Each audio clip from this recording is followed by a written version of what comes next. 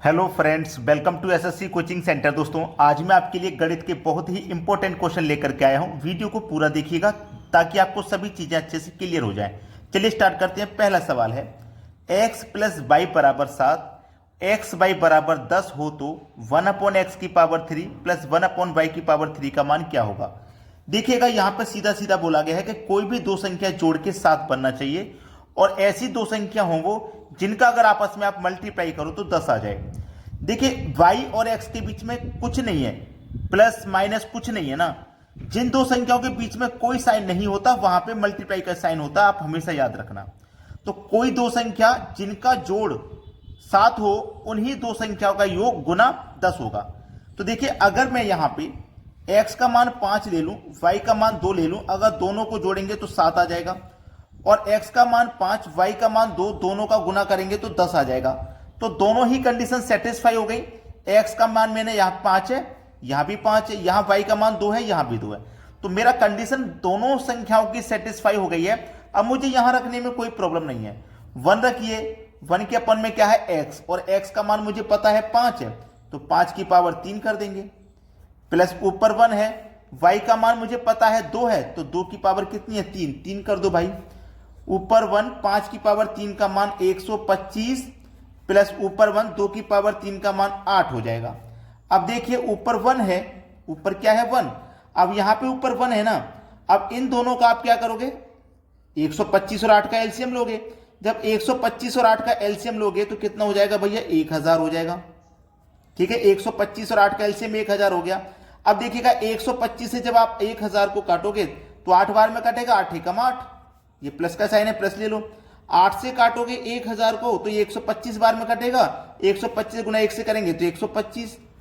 अब 8 और 125 को जब जोड़ेंगे आप तो ये 133 हो जाएगा और डिवाइड में कितना है 1000 है। तो नीचे 3 जीरो हैं, तो आप क्या करोगे, 3 संख्या बाद दशम लगा दोगे, मतलब 10,133 किस ऑप्शन में, ये देख लीजिए। बस यही आपका आंसर है। मुझे तो पहला ही ऑप्शन नजर आ गया, ये आपके सवाल का बिल्कुल सही जवाब हो जाएगा। अब देखते हैं अगला प्रश्न।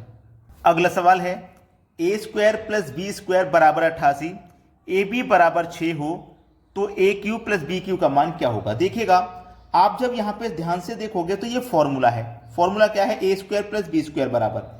तो देखिएगा, यहां पे अगर मैं फॉर्मूले के अकॉर्डिंग चाहूं, फॉर्मूले के अकॉर्डिंग कर सकता हूं, बिना फॉर्मूले के थोड़ा सा मेहनत करना होगा। ठीक है, तो हम फॉर्मूले के अकॉर्डिंग चलते हैं। देखिएगा, ए प्लस बी का होल स्क्वायर क्या होता है, A square plus B square plus का 2ab।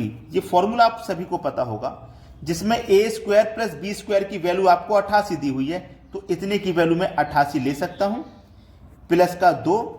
और देखिए, ए बी का मान मुझे पता है, ए बी का मान कितना है 6, तो ए बी का मान मैं 6 ले लूंगा। ठीक है, तो 88 प्लस 2 छिक्के 12 हो जाएगा, बराबर 88 में 12 जोड़ूंगा तो ये 100 हो जाएगा, है ना। इधर किसका मान निकालने हम, ए प्लस बी का होल स्क्वायर ही तो सॉल्व करना ये वाला। अब देखिएगा, ये जो स्क्वायर है ये यहां से हटके इधर आएगा, तो ए प्लस बी बराबर 100। जब स्क्वायर यहां से हटके इधर आएगा तो इसके ऊपर स्क्वायर रूट का साइन लग जाएगा।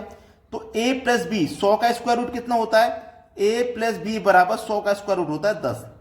तो ए प्लस बी का मान कितना हो गया, ए प्लस बी का मान हो गया 10। इतना हमें कंफर्म हो गया कि ए प्लस बी का मान हमारा 10 है। अब हमसे पूछा है ए क्यू प्लस बी क्यू, तो ए क्यू प्लस बी क्यू का जो फॉर्मूला है वो भी आपको याद होना चाहिए कि नहीं भाई। देखो, ए क्यू प्लस बी क्यू, इसका जो फॉर्मूला होता है मैं नोट करा देता हूं आपको, जिन बच्चों को याद नहीं है नोट कर लें। A plus B into A square plus B square minus A B. ठीक है, आज जिसको भी नोट नहीं है नोट कर लेना यहां से। अब देखिएगा, यहां से a प्लस बी का मान मुझे पता है, a प्लस बी का मान मेरा 10 है, तो मैं सीधा सीधा 10 लिख लूंगा। अब मुझे यह भी पता है कि ए स्क्वायर प्लस बी स्क्वायर का मान मेरा कितना है, A square plus B square का मान 88 है, तो मैं यहां से 88 ले लूंगा। ठीक है, माइनस ए बी का मान भी मुझे पता है, ए बी का मान मेरा 6 दिया गया था, तो मैं यहां से 6 ले लूंगा। किसी को कोई दिक्कत, यहां पे आपको कोई भी समस्या दिक्कत नहीं होगी। 88 में देखो, ये ब्रैकेट में है अलग, पहले ब्रैकेट को सॉल्व करेंगे ऐसे, ये ब्रैकेट में था ना, तो 88 में से 6 को घटा दो, 82 आ जाएगा। इधर क्या है आपका इनटू में 10 है, तो 82 का मल्टीप्लाई 10 से कर दो 820 हो जाएगा।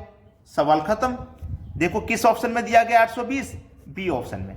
तो इस तरीके का सवाल जब आपके सामने आ जाए तो आपको बिल्कुल भी परेशान नहीं होना है, पहले उसे करने का तरीका ढूंढिए। अगर ये फॉर्मूला विधि आपको नहीं पता है, अगर फॉर्मूला याद नहीं है, तो ये सवाल आपको छोड़ के आने पड़ सकते हैं। इसलिए फॉर्मूला जरूर याद कर लें, क्योंकि कुछ प्रश्न फॉर्मूला बेस होते हैं, वो फॉर्मूले से ही सरल होते हैं। चलिए अब देखते हैं आगे।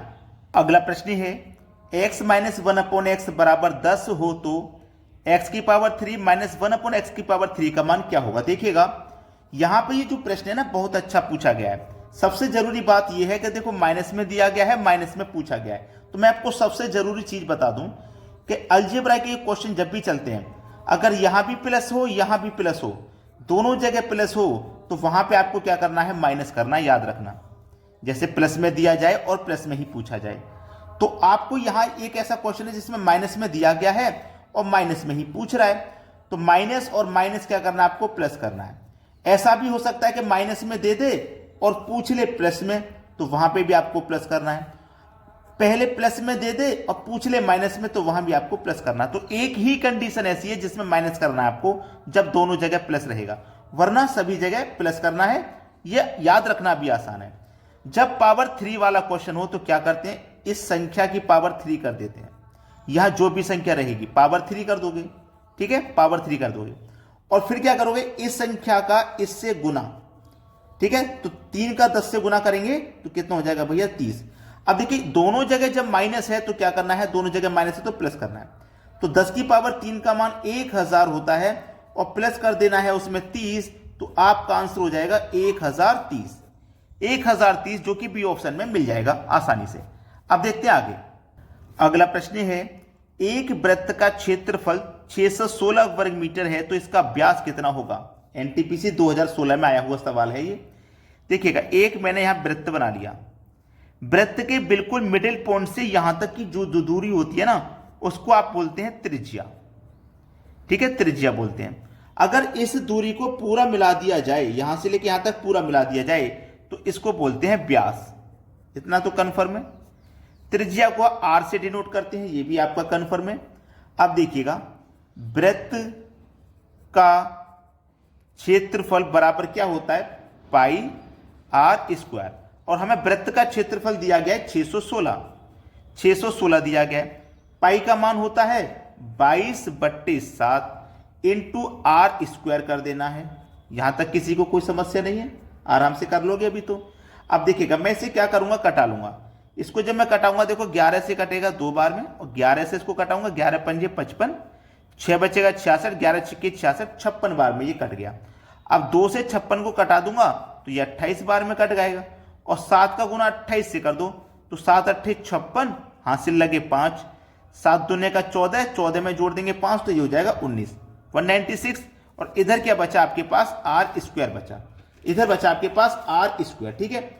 अब इसी को तो सरल करना है, ये आर जब इसके ऊपर से हटेगा तो इसके ऊपर आके स्क्वायर रूट का साइन लग जाएगा, ठीक है। इसके ऊपर क्या लग जाएगा, स्क्वायर रूट का साइन।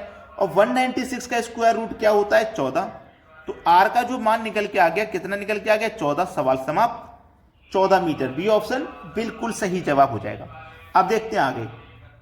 अगला प्रश्न है 10/11 में क्या जोड़ा जाए कि योग 11/10 प्राप्त हो। अच्छा सवाल है। देखिएगा हमसे बोला है कि 10/11 में क्या जोड़ा जाए कि जो योग है वो 11/10 प्राप्त हो जाए। ऐसा सवाल कभी भी पूछा जाए तो आप उसे ऑप्शन से भी कर सकते हो और विदाउट ऑप्शन भी कर सकते हो, लेकिन हम इसे करेंगे कैसे, ध्यान रखना। 10/11 में क्या जोड़ना है, हमें नहीं पता भाई क्या जोड़ना है।